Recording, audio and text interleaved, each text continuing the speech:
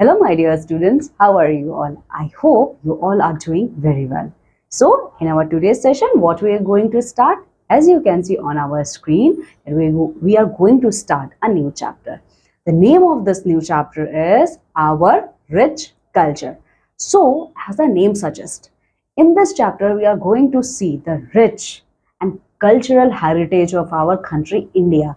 In this chapter, we are going to see how many different type of languages are spoken in our country, India, as well as we're going to see different dance forms, musical forms from all over our country, India, paintings and about our architecture and different festivals which we celebrate in all four directions of our country, India.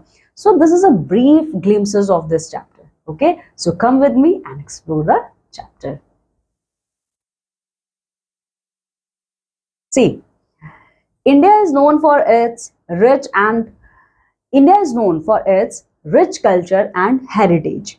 In India, we have diverse languages, dresses or costumes, music, dance, painting, architecture and festival. As you all know, my dear students, our country India, okay, recognized on world level for its colorful identity. And why colorful identity? Because we are democratic country.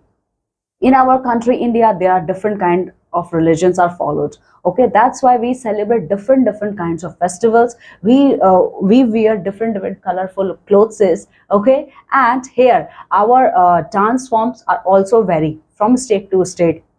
We have different taste of music.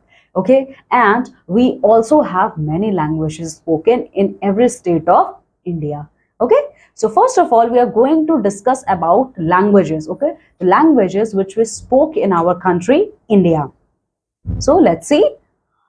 Language is one of the most important means for communicating our ideas and thought to others. Our constitution has recognized 22 major languages spoken in different parts of our country. Now you can see, my dear students, language is the most important feature to identify any person. Okay, because in language they can communicate about their ideas, they can communicate about their own identity. And if I talk about how many languages are spoken in our country India, so our constitution of India recognized 22 major speaking languages. Okay, means in the book of our constitution there are mentioned about 22 major spoken languages. Okay, Hindi is an important link language because it is spoken or understood by the largest number of people. Hindi, along with English, is the official language of India. If I talk about which is the major language of our country, India, it is Hindi because Hindi is spoken by majority of population of India. Okay, and apart from Hindi, English also act as the official language of India. It is not the national language. See, Hindi and English is the official language. They are not our national language. There's a difference between official language and national language. Okay, national language is spoken about throughout the country. Okay, but official languages are spoken only in the constitutions. Okay, and if you are debating in Lok Sabha or Rajya Sabha, then you have to speak in Hindi and English. Okay, so Hindi and English uh, is our official languages. They are not our national languages. Sanskrit is the oldest language of India. And if I ask about what is the oldest language which is spoken throughout our country India, it is Sanskrit language. Sanskrit is the oldest language of our country India. Sanskrit was the official language during ancient time. And why Sanskrit is the oldest language? Because throughout the ancient India, Sanskrit language is the most widely spoken language in India. Persian and English were the respective court languages during the rule of the Muslim and English rulers. As you all know, my dear students, first of all, the Turkish invaders came to our country. Okay, and after that British India means Britishers came to our country India. Then apart from Sanskrit language, our country India also got Persian language as well as English language in their court, in the official language of the court. So here, my dear students, you can see on your screen, these are the 22 major languages which is identified by our Constitution of India. What are those 22 major languages? You can see here: Nepali, Manipuri, Bodo, Malayalam, Kashmiri, Marathi. Assamese, Hindi, Bengali, Maithili, Dogri, Santhali, Sindhi, Sanskrit, Gujarati, Kannada, English, Urdu, Telugu, Tamil, Odia, Punjabi, and Konkani. So these are the 22 major official languages which is identified in our Constitution of India. Okay? See, every state in India has its own language. English and Hindi serve as the official language at the center. Different forms of speaking the same language are known as dialect. See, we have 28 states and 8 union territories. So all these states and UTs have their different languages. Okay, and if I talk about in how many different forms they speak languages, then they are different forms of speaking the same languages. Okay, means different forms, means one language and the way of speaking that language is different. So this process is known as your dialect. You can take example, Hindi is spoken in several ways. Okay, you can take example Hindi. Hindi is our official language. Okay, Hindi is spoken in different languages. Okay, like you can see the people of Himachal Pradesh, the people of Uttarakhand, and the people of UP and Bihar, they all spoke Hindi language. But you can see there is a variation in their speaking languages.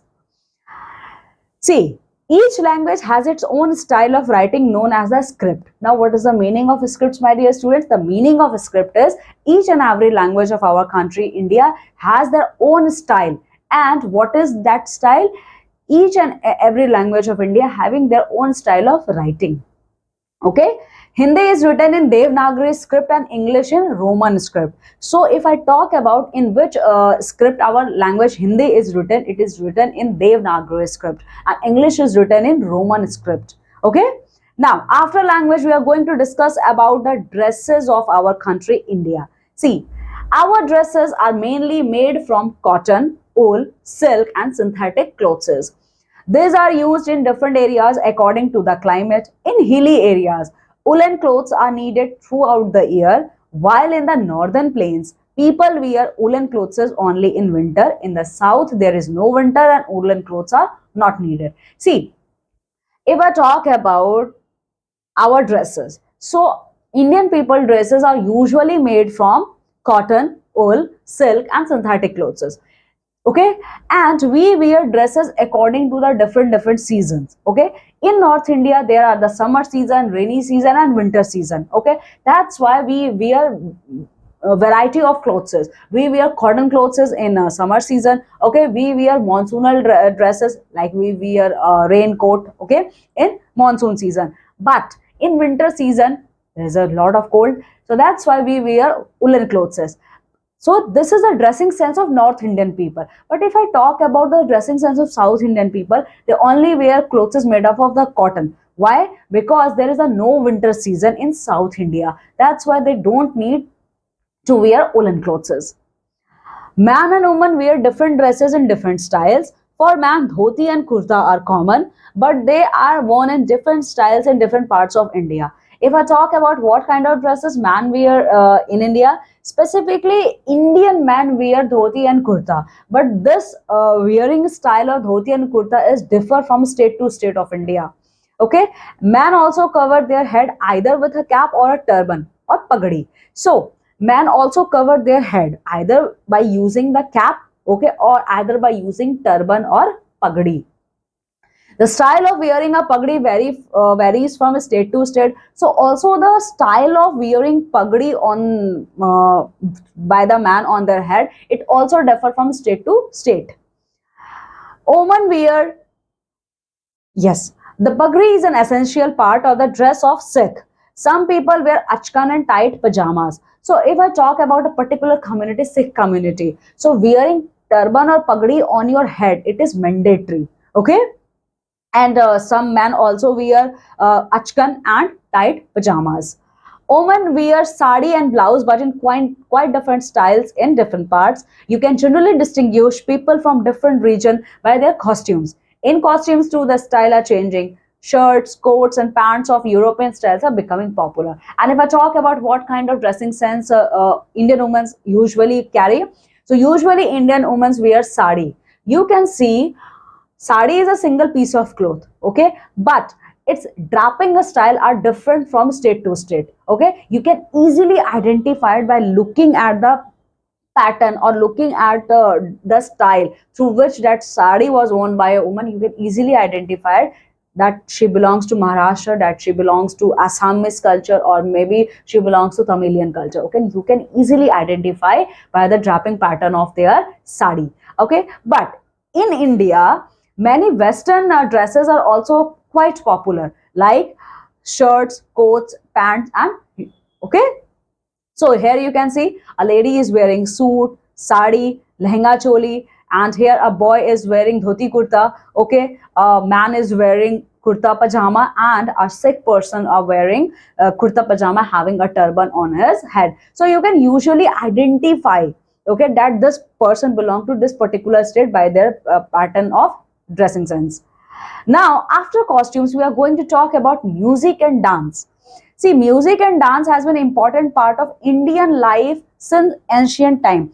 See, music and dance, it is the most essential part of our country, India, since ancient times. First of all, we are going to talk about music. Let's have a look here. See, music has an essential part of the Hindu system of worship. Veena remains up to this day a popular musical instrument. Music is of two kinds, vocal and instrumental. Now, you can see, if I talk about Hindu religion, music is the most important part of Hindu religion. Still today, Veena is used for playing, okay, and it is considered as one of the most popular musical instrument. Music is of two types, vocal and instrumental, okay. Hindustani and Carnatic are two well-known music forms. Okay, and if I talk about Indian music system, then there are the two most popular form of Indian music system, Hindustani and Carnatic. Both these forms of music are based on rag. Now see, Hindustani and Carnatic music systems are based on rag. Okay, there have been famous classical singers in India like Tansen, Baiju Bawra, and Haridas. And if I talk about the most famous classical singers who belong to our country, India, among them Tansen, Baiju Bawra, and Haridas, they are the most famous musicians of India. Bhakti sons and teachers did much to popularize music. In 16th and 17th century, Bhakti movement became most popular movement among India. So Bhakti sons and the teachers also taught different aspects of music. The bhajans of Kabir, Surdas, Tulsidas, and Mirabai are sung all over India. And if I talk about the bhajans, which was given by the Bhakti movement, so the main bhajan singers, okay, whom we get through this Bhakti movement are Kabir Das, Surdas, Tulsidas, and most popular Mirabai. Okay, Indian musicians such as Ravi Shankar, Bismillah Khan, Allah Rakha, Zakir Hussain are popular all over the world.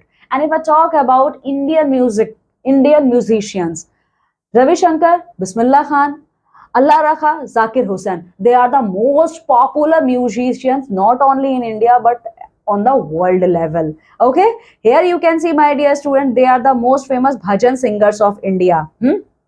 Kabir Das, Surdas, Tulsidas, and Mirabai. And they are the famous Indian classical singers M.S. Subbulakshmi, Lata Mangeshkar, Pandit Bhimsen Joshi, Pandit Jasraj. Okay. Now, the popular musical instruments, Veena, Tanpura, Sitar, Sarod, Tabla, Dholak, Shehnai. All these are the most famous musical instruments of Indian music. Okay, here you can see these are the some musical instruments and they are the some famous instrumental musicians. Okay, now this in the previous picture you can see the instrument. These instruments are played by the famous personalities. Here you can see Bismillah Khan is playing Shehnai. Okay, Hari Prasad Chaurasia is playing flute. Okay, Zakir Hussain, he is master of tabla. Amjad Ali Khan, okay, Amjad Ali Khan is the master of sarod. Okay, So these are the most famous musicians of our country India. So this is all about the musical sweetness of our country India. Now we are going to see dance forms. See, there are many dance forms in India. Okay, dance was always a part of our religious worship and entertainment at royal courts. So, in our country, India, there are many dance forms are popular. Okay, in ancient and medieval time, dance and music become the most popular way to entertaining royal courts. Devotees dance before ideals of gods. Now, the devotees who are dedicated to their particular god, they started dancing in front of their gods. Nowadays, we watch dance performances on the stage in films and television programs. And if I talk about modern day dance forms, we can watch different types of dance forms on the stage in films as well as television programs. Special costumes are required for different dances. See, if you are performing any particular type of dance, then you also have to wear different kind of clothes. Music and songs are an essential part of these dances, and without music and song you can't perform. So for your dance performance you need music and song. These are There are two main divisions of Indian dances: the folk dance and classical dance. Okay, just like the category of music, Hindustani and Carnatic, our Indian dance forms are also divided into two forms: folk dance and classical dance. What is the meaning of folk dance? Let's have a look. Folk dance. Some of popular folk dances are Bhangra and Gidda in Punjab, Dandiya and Garba in Gujarat, Ghumar in Rajasthan, Nati in Himachal Pradesh, Launi in Maharashtra, Bihu in Assam, and Chhau in Jharkhand. So I hope you all know about Bhangra and Gidda. Bhangra and Garba is the most famous dance form of India. Okay, Bhangra and Gidda are performed by Punjabi people. Okay, and in Navratri session, you have seen we perform Dandiya and Garba. Gujarat is famous for its Garba festival. Ghumar is the most popular dance form of Rajasthan, and Himachal Pradesh people perform Nati folk dance. Lavani is the most popular dance form from Maharashtra. Bihu in Assam, it is a harvesting dance. Chahu in Jharkhand. Jharkhand is famous for its Chahu dance. Folk dance are simple and do not require any special training. See, folk dance are very special kind of dance form, but they don't need any kind of training. But classical dances need rigorous training. Okay, see, you can perform folk dance because folk dance is a quality of dance which you get by birth. Okay, but if you want to become a classical dancer, then you have to take a special training for performing those classical dances. Formal training and regular practice are necessary. Some of the famous folk dance forms you can see. So here you can see they are the most famous folk dances of our country India: Bhangra dance, Dandiya dance, Ghumar dance, and Lavani dance. Okay. Now this is all about folk dance. We are going to discuss about now classical dance. Let's have a look here. Some of the popular classical dances of our country India are Bharatnatyam of Tamil Nadu, Kathakali of Kerala, Kathak of Uttar Pradesh, Kuchipudi of Andhra Pradesh, Manipuri of Manipur, and Odishi of Odisha. Some famous classical dance forms are, see, if I talk about folk dance, then automatically Bhangra and Ghumar.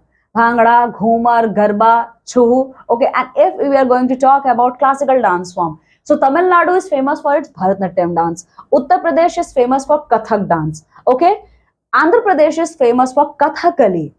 Okay, sorry, Andhra Pradesh is famous for Kuchipudi. Kerala is famous for Kathakali. Manipur is famous for its Manipuri dance. Odisha is famous for Odissi dance. Okay, so here you can see, my dear student, these are the most popular classical dance forms: Bharatnatyam, Kathak, Odissi, and Manipuri. Okay, now painting. See, our country India is not only famous for music and dances, it also famous for its paintings. Okay, let's have a look. India has a glorious heritage of painting. The cave painting of Bhimbetka in Madhya Pradesh depicts the life of the people of the Stone Age. Now you can see our country India has a numerous number of caves which is full of paintings. We are going to take one of the major example of human depicted cave painting as Bhimbetka. Okay, Bhimbetka caves shows the life of ancient people. Okay, how they live. Okay, how they communicate through painting. Okay, and Bhimbetka caves show the life of Stone Age people, how the people of Stone Age used to live. Okay, so their life journey, so their whole life journey is depicted in Bhimbetka caves, and Bhimbetka caves are located in Madhya Pradesh.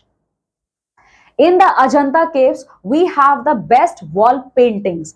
If Bhimbetka caves are famous for its stone painting, then Ajanta caves, which is located in Maharashtra, they are famous for wall painting.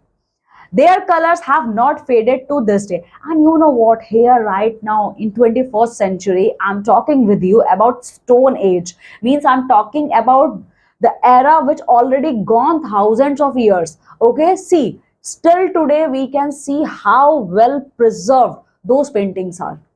Okay, they are more than 1500 years old and depict the life of Buddha. Okay, they are more than hundreds of years old, and they also tell about the life story of Lord Buddha in Ajanta caves.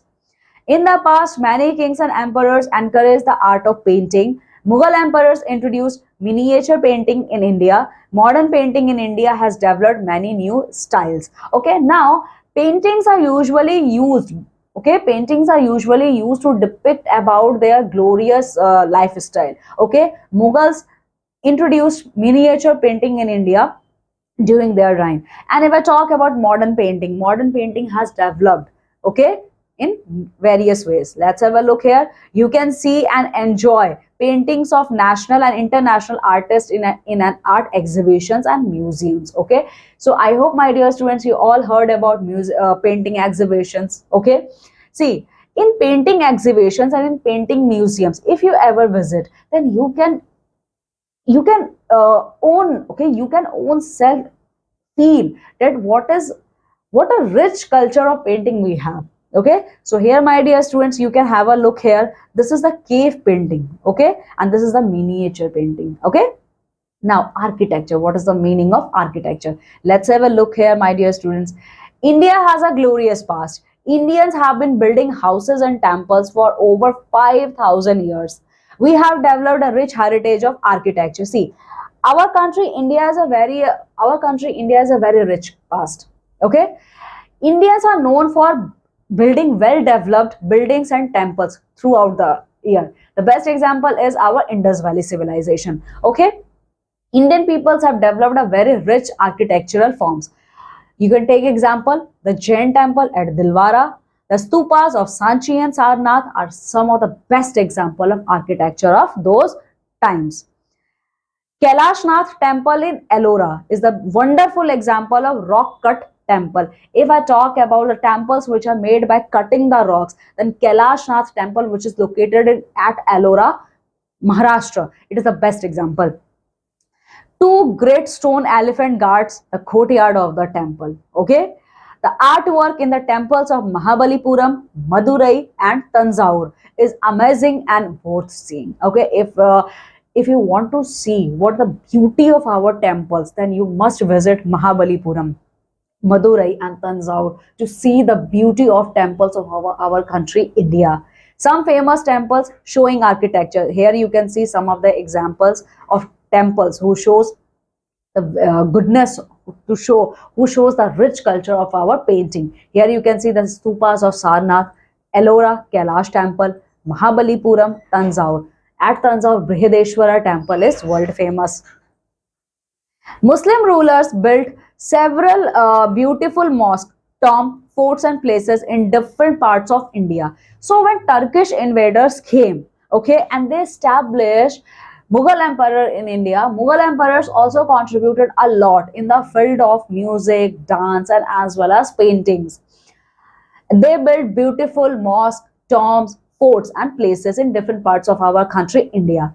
The Qutub Minar in India is a tall tower with the winding staircases running inside it. You can take the example of Qutub Minar, which is located in New Delhi. Okay, you can see Qutub Minar has a various stairs at its inner self.